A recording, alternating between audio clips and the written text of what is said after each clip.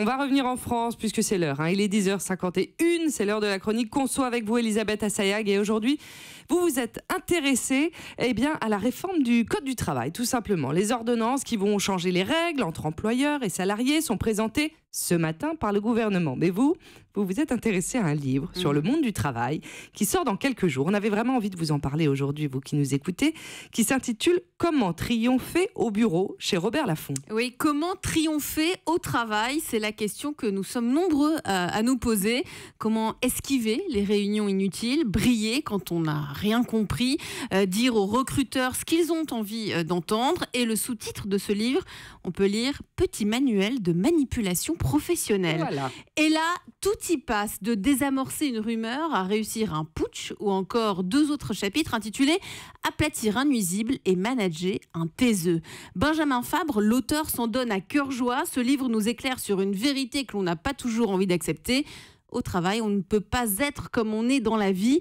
Les qualités comme la franchise, selon l'auteur, ou l'authenticité ne sont pas des gages de réussite. Non, pour que votre carrière ressemble à celle dont vous rêviez lorsque vous étiez jeune adulte, il faut composer avec les compliments, avec les mensonges, savoir parler, parfois pour ne rien dire, se dire chaque matin au moment où l'on franchit la porte d'entrée de son bureau, se dire que l'on rentre dans un jeu.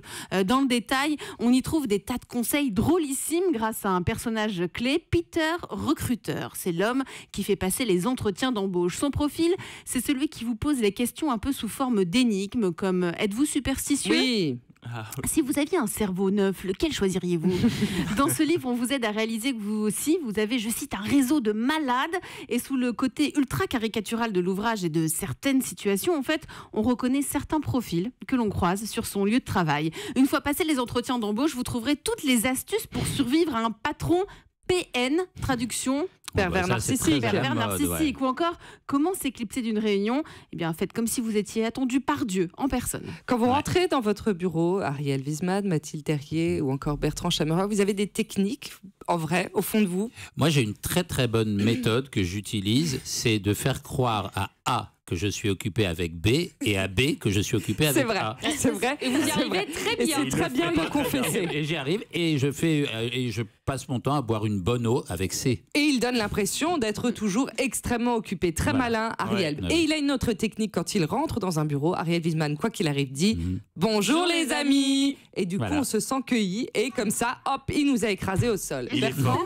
Moi, Daphné, je n'ai pas de technique parce que chaque matin, c'est un bonheur de vous retrouver à la rédaction. N'importe quoi. Alors, vous êtes assez étrange. Bertrand Chameroy, je vous découvre au travail. Il est très timide. On ne peut pas y croire comme ça. Vrai. Mais Bertrand Chameroy est le discret du bureau. C'est vrai. Très Mais étonnant. pour l'instant, dans quelques semaines, je débarquerai en slip dans l'open space. C'est vrai que, à mon avis, le jour où on changera votre antidépresseur, effectivement, ça sera différent.